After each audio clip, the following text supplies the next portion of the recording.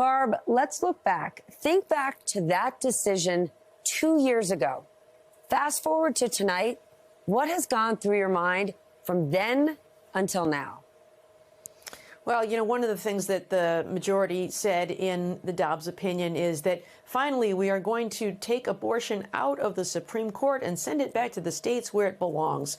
And of course, we see nothing of the sort because it created the chaos that people predicted it would because of the lack of clarity. And so now we've got this patchwork of different states trying different laws, seeing what sticks, seeing what works. We've also seen 117,000 people travel to have abortions out of state in the past year. And so I think we're in this period of chaos that is not likely to subside anytime soon.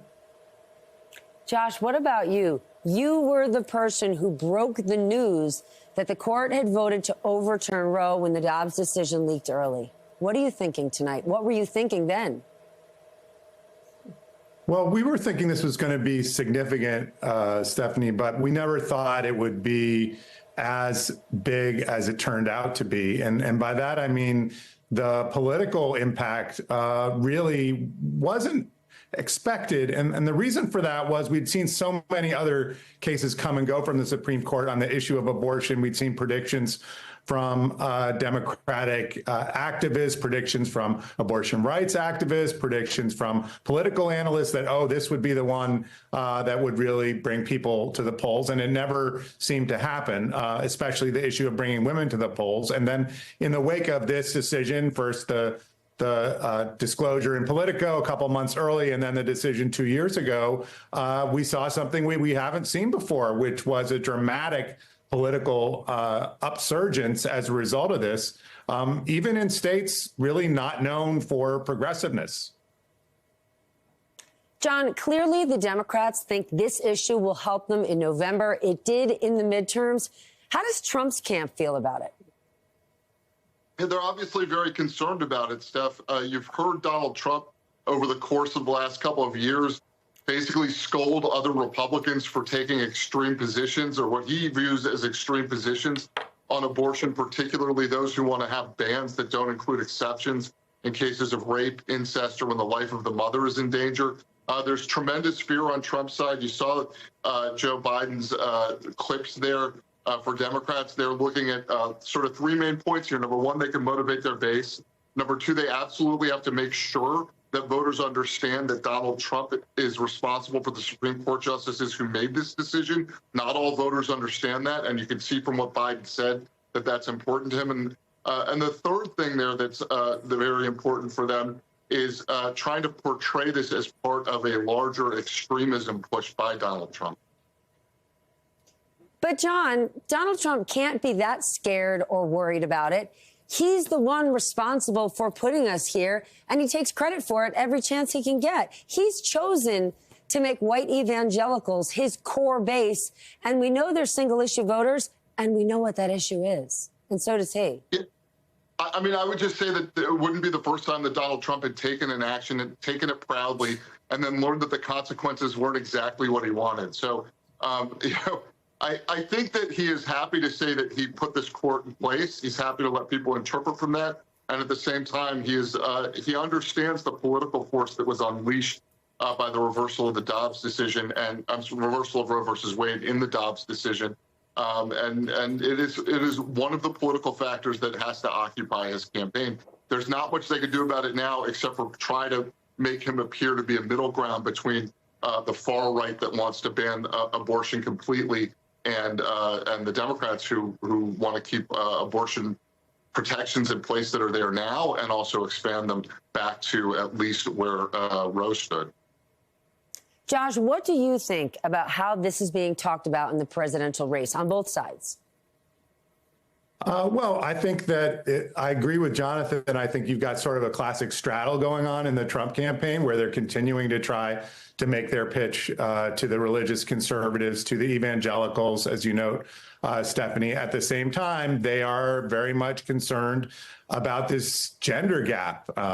Is a big problem. A lot of people, including a lot of Republicans, think that this is what cost Trump the 2020 election. And I think he has that in his mind. He knows he can't give up on one side of the ledger, but at the same time, he has that lurking in the back of his mind that he doesn't want to see a replay of 2020. And then on the Biden campaign side, I've been struck by the rather complete embrace of this issue by them. I was at an event over the weekend with both the second gentleman, Doug Emhoff, and also the vice president herself were at, and they were really stressing the degree to which they consider the Supreme Court responsible for this. And the second gentleman was even talking about Supreme Court reform, which is interesting because that's a little bit off script for the Biden administration. It's something the president himself has never endorsed, but it remains very popular with liberal voters. So they are definitely swinging at this particular pitch as hard as they can in the Biden campaign. Barr, Biden's campaign is now saying things like IVF and birth control could be next. What are you most concerned this court could go after next? Yeah, I think, Stephanie, any kind of right that is built on the concept of substantive due process is at issue here. If you think about that Dobbs opinion, you may remember that the majority included language like, this is very narrow. We're only talking about abortion here. Don't try to extend this to other things. But Clarence Thomas in his concurrence said, oh, yes, it is. The basis of Roe was substantive due process. And if we find no textual support for that, that means there's also no textual support for other rights, including contraception, gay sex, which had been upheld in a case previously based on substantive due process, interracial marriage. All of those things go to this idea that there is a fundamental right to privacy and self-determination, even though those precise words are not in the Constitution. And so if Dobbs can overturn Roe, then they can absolutely overturn all of those other rights as well. Josh, some Americans hear these concerns about a national abortion ban or a crackdown on birth control, and they think these are just politicians being dramatic. This could never happen. You cover the court closely. How do you see these concerns? Are they legit? Well, I mean, we already see these sorts of cases coming to the court, Stephanie. We already had an abortion pill case at the court this year, which was basically turned away on what were fundamentally kind of procedural and standing grounds. We have another case that's still pending on the issue of access to emergency abortions in emergency rooms across the country. So as Barbara said at the outset, these issues are not going away, and we'll see. So far, Supreme Court has tried to sort of tread, I think, the center line on this in the wake of the Dobbs decision, perhaps chagrined a little bit by some of the backlash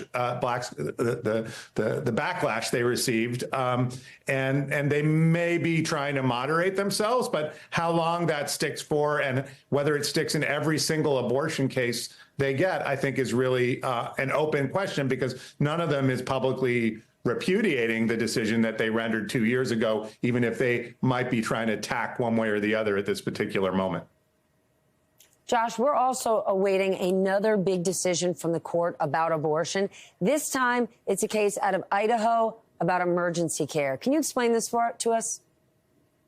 So, yeah, this has to do with the federal law that basically governs what kind of services have to be provided to you in an emergency room. It stems from situations a couple decades ago where people with insurance would show up at private hospitals and be turned away, even though they were deathly ill because they didn't have the correct kind of insurance. And there was a law passed at that time that basically said, if your hospital takes Medicare or serves Medicare patients, you have to provide emergency care to anybody that comes through the door. And the situation that has developed in Idaho and is developing in other states is a question of what happens if the state has implemented a rather strict ban on abortion and you show up in an emergency room and you need an emergency abortion. It does happen sometimes people are going into sepsis, their life might be in danger. But a more common situation is that they're having some kind of problem that is going to cause them to lose the pregnancy eventually, and could potentially, if not treated, result in them losing the ability to have children in the future. And so you have hospitals now that basically, and doctors that won't provide that sort of care anymore. So you have a basic classic clash here between the federal law and the state law that in this case is trying to outlaw abortion. And that's what we're looking for the justices to resolve, perhaps by the end of this week. In Idaho, a state that already has a shortage of hospitals and maternal care. Barb, there's some other big legal news tonight, completely unrelated. WikiLeaks founder, a name we know well, Julian Assange, has reached a plea deal with the U.S., and he is now a free man. Can you explain this to us? Yeah, it's actually really a fascinating development. You may recall that he was charged and has been awaiting extradition out where he is in England for about 5 years now. And even before that, he was in the Ecuadorian embassy in sort of self-exile for 7 years. So he's sort of been locked away for 12 years. It appears that a plea agreement has been reached where he will enter a guilty plea to conspiracy with Chelsea Manning to violate the Espionage Act by coercing, cajoling, working together with her to get classified national security information and disseminate that to the public. And one really interesting fact about all of this, Stephanie, is that he's going to enter this plea apparently in the Northern Mariana Islands. And the prosecution has asked that the plea and the sentencing all occur on the same day. It's expected that the sentence will be time served and that it's occurring in the Northern Mariana Islands because that is the court location nearest to his home country of Australia, to which he is expected to return.